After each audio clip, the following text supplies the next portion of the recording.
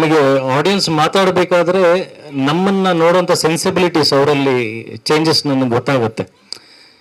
ಈಗ ಈ ಹಿಂದೆ ಎಲ್ಲೂ ಅಂದರೆ ನನ್ನ ಇಷ್ಟಪಡೋದು ಕಡಿಮೆ ಆಗಿತ್ತು ಅನ್ನೋದಲ್ಲ,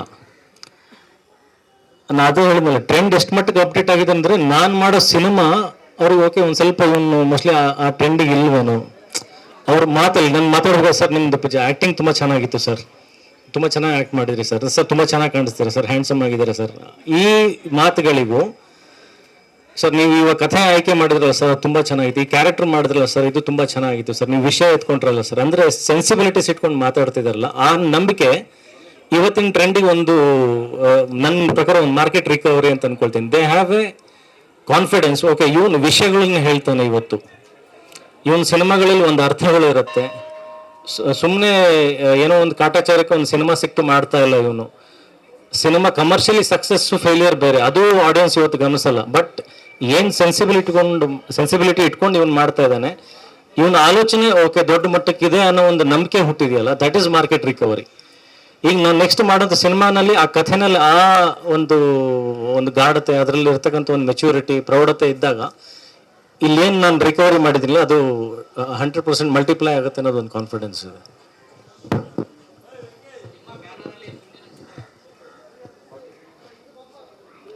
ಸರ್ ಕಿರಣ್ ಅವರು ಕಿತ್ಕೊಂಡ್ಬಿಟ್ರಿ, ಇಲ್ಲಾಂದ್ರೆ ನಾನು ಪ್ರೊಡ್ಯೂಸ್ ಮಾಡ್ತಾ ಇದ್ದೆ ಇದನ್ನ. ಅದು ಹೇಳಕ್ ಬರಲ್ಲ ಸರ್, ಅದು ಅಂದರೆ ಇಷ್ಟ ಆಗ್ಬೇಕು, ಕಥೆ ಇಷ್ಟ ಆಗಿ ಆ ಟೈಮಲ್ಲಿ ನಾವು ಮಾಡ್ಬೇಕು ಅನ್ಸ್ಬೇಕು. ಬಟ್ ವೆರಿ ಶಾರ್ಟ್ಲಿ ಅಂದರೆ ನಾನು ಡೈರೆಕ್ಷನಿಗೆ ವರ್ಕ್ ಮಾಡ್ತಾ ಇದ್ದೀನಿ ಇವಾಗ, ನಾನು ಬರಿತಾ ಇದ್ದೀನಿ, ಗೊತ್ತಿಲ್ಲ ಅದನ್ನೇ ಮಾಡ್ತೀನಿ ಅನ್ನೋದಲ್ಲ. ಈ ಒಂದು ಕೆಲಸ ಆದ್ಮೇಲೆ ಏನೋ ಮಾಡ್ಬೇಕಲ್ಲ, ನಾವು ಖಾಲಿ ಕೂತ್ಕೊಳ್ಳೋಕ್ಕಾಗಲ್ಲ. ಸೊ ಬರವಣಿಗೆ ನಡೀತಾ ಇತ್ತು, ಓಕೆ ಇದನ್ನ ನಾನು ಡೈರೆಕ್ಟ್ ಮಾಡ್ತೀನಿ ಅಂತ ಸದ್ಯಕ್ಕೆ ಯೋಚನೆ ಇದೆ, ಗೊತ್ತಿಲ್ಲ ಮುಂದೆ ಏನಾಗುತ್ತೆ ಅಂತ, ಸ್ಟಿಲ್ ಅನ್ಸರ್ಟನ್ ಸರ್, ಹೆಂಗೆ ಬರುತ್ತೆ ಹಂಗೆ ಆ ಫ್ಲೋನಲ್ಲಿ. ಸರ್ ನಾನು ಸುಜ್ಞಾನ್ ಸರ್ ಆಲ್ರೆಡಿ ಒಂದು ಸಿನಿಮಾ ಮಾಡ್ತಾ ಇದ್ದೀವಿ, ಅದ್ರದ್ದು ಹೆಸರೇನು ಇಟ್ಟಿಲ್ಲ, ಇಲ್ಲಿ ಹೊರಗಡೆ ಅದ್ರದ್ದು ವಿಷಯನೂ ಬಂದಿಲ್ಲ. ವೆರಿ ಶಾರ್ಟ್ಲಿ ಅದರದ್ದು ಅನೌನ್ಸ್ಮೆಂಟ್ಸ್ ಮಾಡ್ತೀವಿ. ಬಟ್ ಸದ್ಯಕ್ಕೆ ಸರಳ ಸುಬ್ಬಾರಾವ್ ರಿಲೀಸ್ ಆಗಬೇಕು, ಆಮೇಲೆ ಅದು ಇನ್ನೊಂದು ಸರ್ ನಾನು ಸುಜ್ಞಾನ್ ಸರ್ ಮಾಡ್ತಿರೋ ಸಿನಿಮಾ ಒಂದು, ಅದಾದ್ಮೇಲೆ ಇದೊಂದಿದೆ ಸದ್ಯಕ್ಕೆ.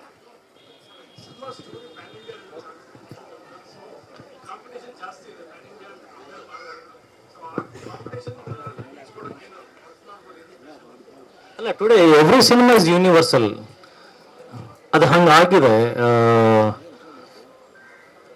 Because of OTT platform, digital platforms, ಎಲ್ಲ ಕಡೆನೂ ಕಂಟೆಂಟನ್ನು ಹುಡುಕ್ತಾ ಇದ್ದಾರೆ. ಇವತ್ತು ಭಾಷೆ ಬಿಟ್ಬಿಟ್ಟಿದ್ದಾರೆ. ಈ ನಾರ್ತಲ್ಲೂ ಕೂಡ ನಮ್ಮ ಸೌತ್ ಸಿನಿಮಾನ ಅಷ್ಟೇ, ಅಂದರೆ ಮುಂಚೆ ಎಷ್ಟು ಇಷ್ಟಪಡ್ತಾರೆ ಅದಕ್ಕಿಂತ ಜಾಸ್ತಿ ಇಷ್ಟಪಡ್ತಾರೆ. ಅವ್ರಿಗೆ ಕಂಟೆಂಟ್ಸ್ಗಳು ಸೌತಲ್ಲಿ ಜಾಸ್ತಿ ಕಾಣಿಸ್ತಾ ಇದೆ.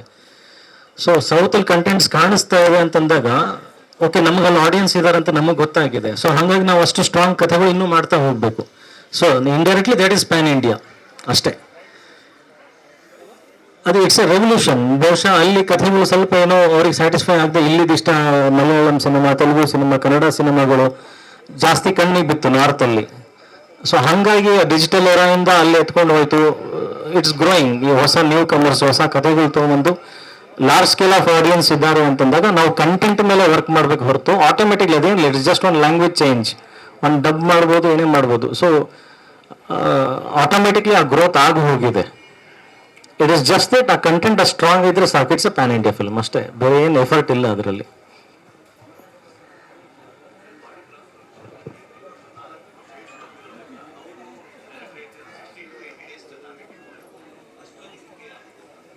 ಅಲ್ಲ, ನಂಬರ್ ಆಫ್ ಶೂಟಿಂಗ್ ಡೇಸ್ ಅಷ್ಟು.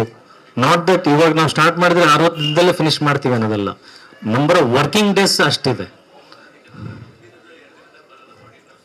ಹಾ, ಅಂದ್ರೆ ಫಾರ್ ಎಕ್ಸಾಂಪಲ್ ಈಗ ಒಂದು 10 ದಿನ ಶೂಟ್ ಮಾಡಿರ್ತೀವಿ, ಈಗ ನನ್ನ ಬಾಡಿ ಟ್ರಾನ್ಸ್ಫಾರ್ಮೇಶನ್ ಆಗಿ ಒಂದು ಟೈಮ್ ಕೊಡ್ತೀವಿ, ಅದಾದ್ಮೇಲೆ ಮಾಡುವಂತ ಒಂದು 10 ದಿನ. ಸೊ ಈ 10 ದಿನ, ಆ 10 ದಿನ, ಇನ್ನೊಂದು 10 ದಿನ, ಈ ಥರದ್ದು ಸೇರಿ ಹೇಳ್ತಾ ಇರೋದು. Thank you so much. Thank you so much.